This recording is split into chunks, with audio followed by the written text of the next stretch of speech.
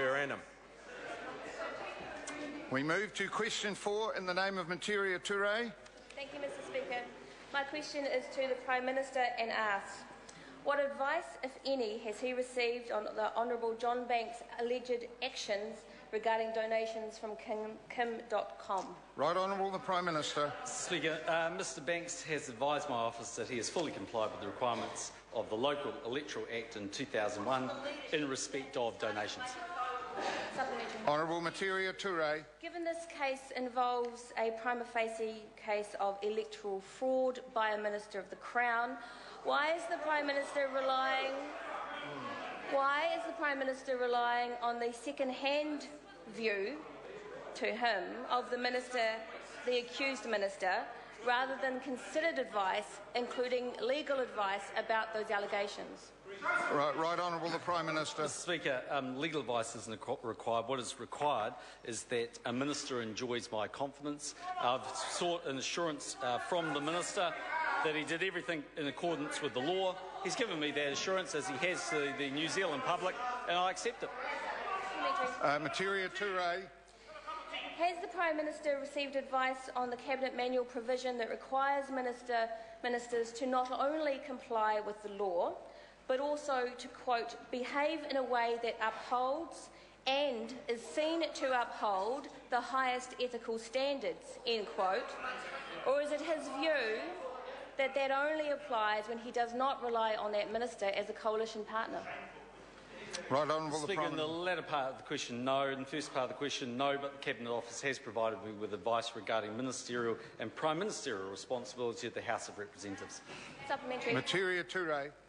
When the Prime Minister said, quote, I expect high standards from my ministers, end quote, in relation to Phil Heatley's financial impropriety, was he applying a legal test or the test of highest ethical standards as set out in the Cabinet Manual? All right Honourable the Speaker, Prime Minister. a legal test. Metiria Turei.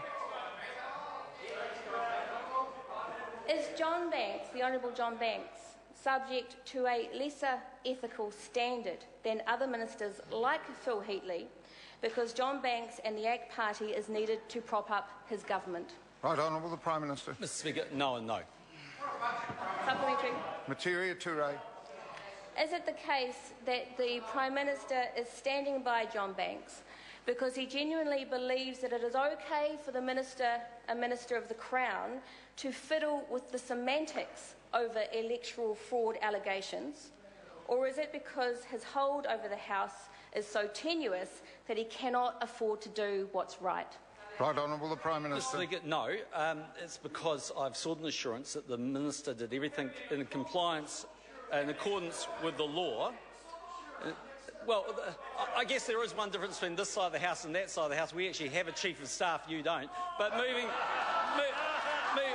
that right along, Mr Speaker, I sought an assurance that the minister upheld the law, a law passed in 2001 by Labor, a law that Labor didn't bother changing when they changed the Electoral Finance Act. So it's okay as long as you are in accordance with the law. Point of order. Sorry, I can't hear. Is that a point of order? Point of order, Metiria Turei. Sir, thank you, sir. I have 2 points of order. The first is to seek leave to table the Green Party Members' Bill, the Local Electoral Finance Amendment Bill, which would bring the campaign financing rules into alignment with What is the general status of election. that bill? Is it a It's a Members' Bill, sir. It's not. It hasn't been drawn or. It Right. hasn't been So drawn leave from it the sought bill. for that purpose. Is there anyone opposed to that course of action? There is. Second point of order. Point of order, sir. I seek leave for the Members' Bill, the Local Electoral Finance Amendment Bill, to be introduced forthwith and for it to be set down for first reading as Members' Order of the Day number 1 on the next Members' Day. Leave is sought for that purpose. Is there anyone opposed to that course of action? There is. Is this supplementary? Supplementary, David Shearer. To the Prime Minister, is he satisfied that John Banks has answered media questions about donations with the fullness and frankness he expects of his ministers? Yes. All right, Honourable Prime Minister. Mr Speaker, I'm satisfied that the Minister has given me an assurance, which is the test, he's done everything in accordance with the law. Order, I can't hear. Is this a supplementary? Point of order, the Honourable David Parker. Sir, the question was whether he was satisfied he'd answered media questions with the fullness and frankness he expects, and the Prime Minister did not address that question. Oh, I think the Prime Minister did answer the question.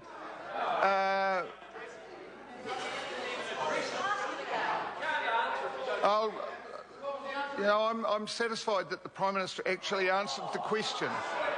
Point of order, Honourable Trevor Mallett. Can you give us an indication from your understanding, seeing you are satisfied, whether he indicated that he was satisfied or not? No, I'm... No, so you don't understand either. Good. Order, I do understand. We move to question number 5. Grant Robertson. Mr. Speaker, my question is